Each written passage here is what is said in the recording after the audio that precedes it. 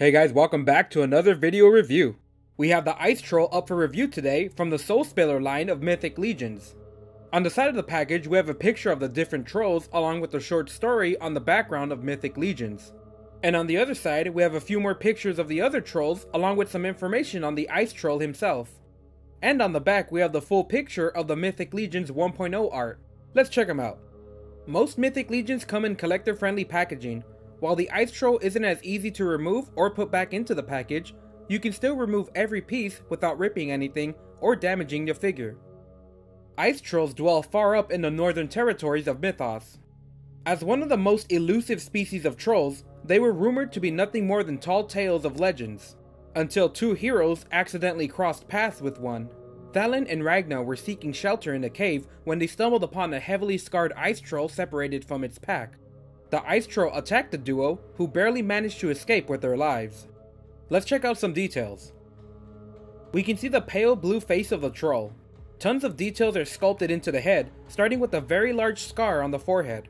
The teeth are dirty and chipped, while the gums and mouth have a wet shine to them. We have a short white beard with lots of thick strands of hair detailed into the sculpt. On the side we have a better look at the horns with all the detailed layers of bone. We can also notice a small earlobe on top of the horns. On the chest we have a blue pudgy body with lots of small cracks in the skin. On the back we have a craggy texture with large white scales. The detail here is amazing. The amount of wrinkles in every piece of large scale is painted white, and it contrasts very nicely with the blue skin. The shoulders continue to have those large white scales that start to taper off towards the arms. Continuing on the arms, the scales are completely gone and transition into spiked scales. We have a large metal bracer here, having used to be part of large handcuffs on the troll.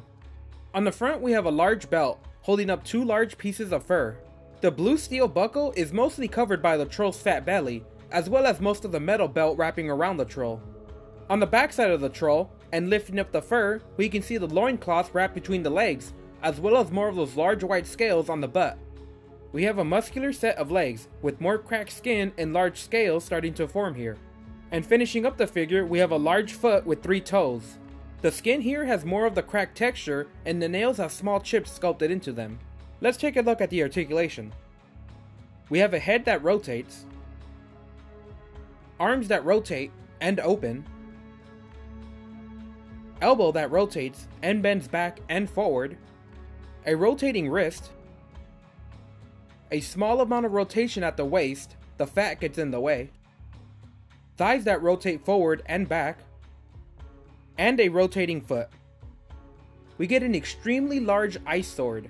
It's made of a hollow clear plastic and is very lightweight.